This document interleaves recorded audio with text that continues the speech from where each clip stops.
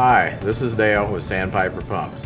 Today we're going to show you the proper procedures to install a wet end kit into an S1F metallic pump.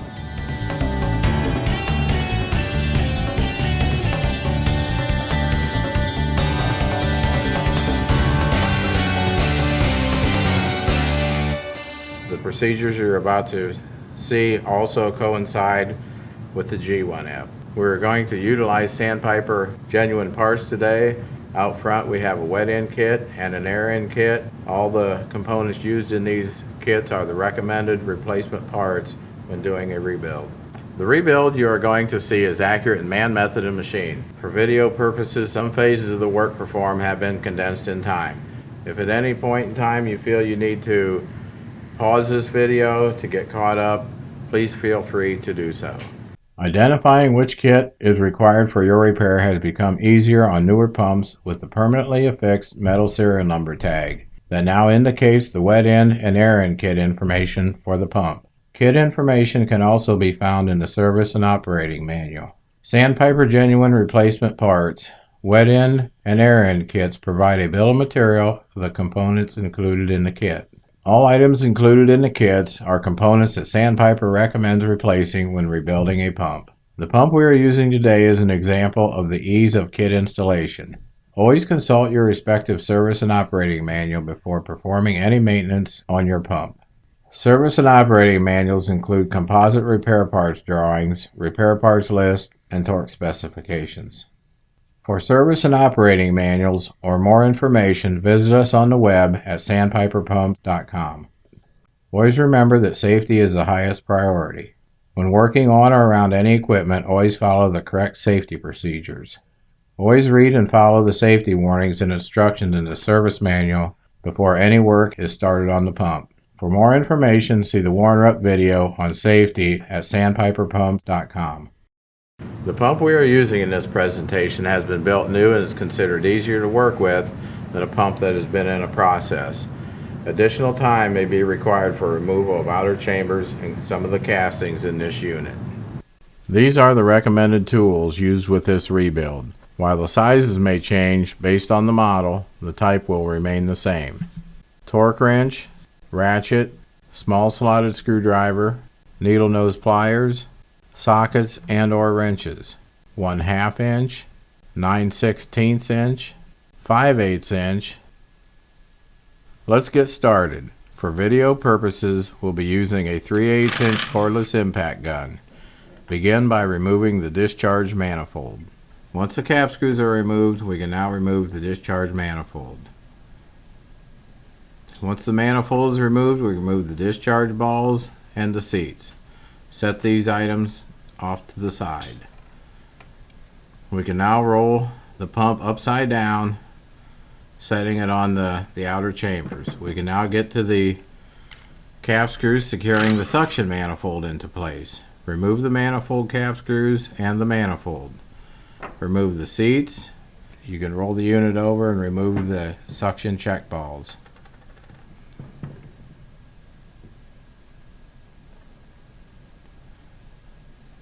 Roll the unit up on its side. We can now remove the 8 cap screws securing the outer chamber into place. Set the outer chamber to the side. We can now access the diaphragm assembly. Spin the outer plate in a counterclockwise rotation and spin the assembly from the diaphragm rod. Once the assembly is removed, you will have the outer plate, diaphragm, and inner plate assembly.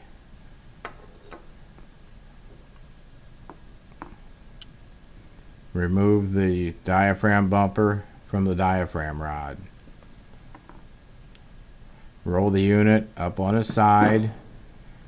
Again, removing 8 cap screws to remove the opposite outer chamber. Once the chamber is removed, we can now push the diaphragm rod through the intermediate assembly and remove the second diaphragm assembly. Next, we need to disassemble the diaphragm assembly. Today we will use a vise with soft jaws. Soft jaws are utilized to ensure that the shaft is not scarred, scratched, or damaged while the shaft is clamped in the vise. clamp the diaphragm rod into a vise. Turn the diaphragm assembly counterclockwise to remove the assembly from the diaphragm rod. Remove the bumper. Once these are removed, you can remove the diaphragm rod from the soft jaws. At this time, you can inspect the shaft for any scars, scratches, or deformities in the shaft. We are now ready to install our wet end kit. Remove the diaphragms, check balls, and seats from the package.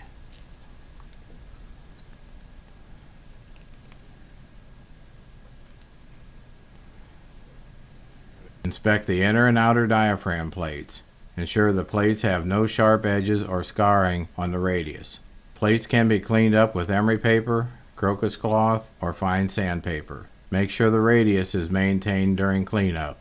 Replace if necessary. We install a light coating of grease around the inner sealing bead area as well as the outer sealing bead area. The side that says install this side out has the natural bulge of the diaphragm out. That usually goes towards the product side. Slide the diaphragm down onto the stud of the outer diaphragm plate. Install the inner diaphragm plate with a rounded edge towards the diaphragm. Install the diaphragm bumper onto the diaphragm rod and thread onto the stud of the outer diaphragm plate.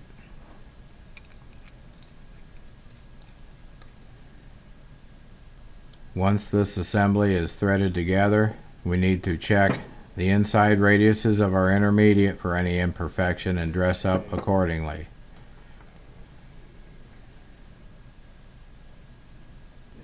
Apply a light coating of grease to the diaphragm rod. Slide the assembly into the intermediate housing. Line the holes up with the diaphragm. At this time, we can install some of the cap screws we use for the outer chamber to hold the assembly into position.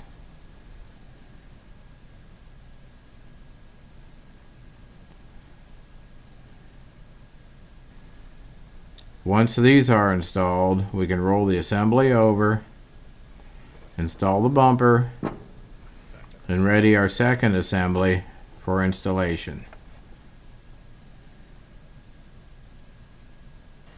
As the previous assembly, lubricate the inner seal, lubricate the outer radius, install the diaphragm with the natural bulge out, install the inner diaphragm plate with the radius towards the diaphragm. For easier installation, we want to invert the diaphragm. This assembly can easily be installed into the intermediate and catch the diaphragm shaft and spin on in a right-hand clockwise position. Once snug down to the shaft, we now need to align the diaphragms to the bolt holes in the intermediate.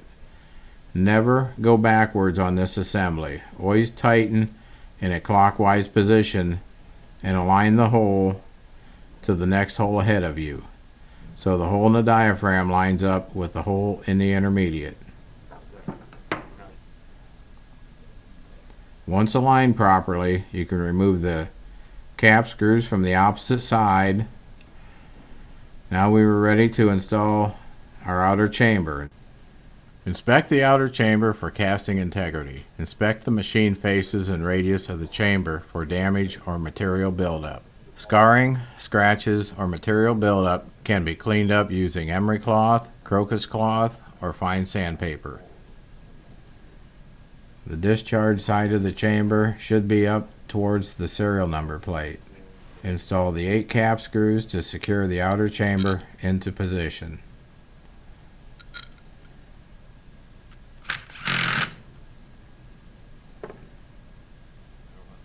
Roll the unit over. Using a pry bar, get underneath the inner plate of the diaphragm assembly and push down to invert the diaphragm to the discharge stroke. You can now invert the diaphragm over and line up the holes to install the second outer diaphragm chamber. As the opposite side, inspect the seat area where the check ball seats are going to go.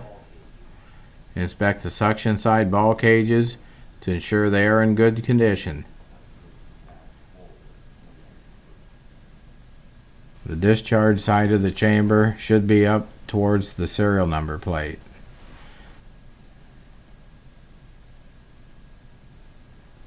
Install the 8 cap screws, securing the outer chamber into place. Once these are installed into place, roll the unit over so the suction side of the pump is up towards you. Install the suction balls. Install the suction seats. Seats can go in either way. There's no up, no down. They can go in either direction. We're now ready to install the suction manifold. Inspect the face of the manifold where the seats go for integrity. The suction manifold can go on in either direction per customer specifications.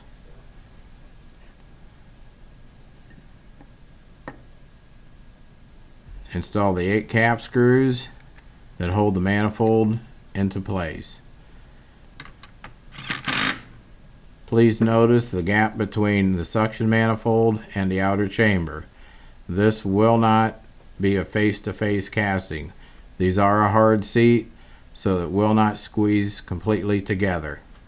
Once secured, flip the unit over. We are now ready to install the discharge seats and check balls.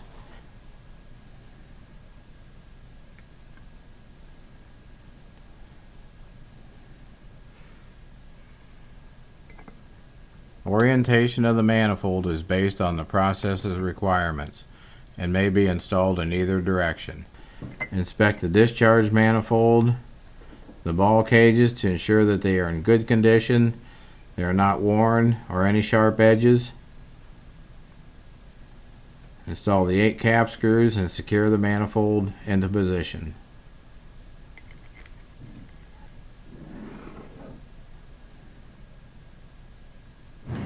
This completes the wet end rebuild of the S1F unit. We have installed diaphragms, check balls, and seats. The techniques and procedures you have observed also apply to the G1F unit as well. For more information on this rebuild, visit us on our website at sandpiperpump.com, or you can contact the after sales support department at service.warrenrupp@idexcorp.com. Thank you.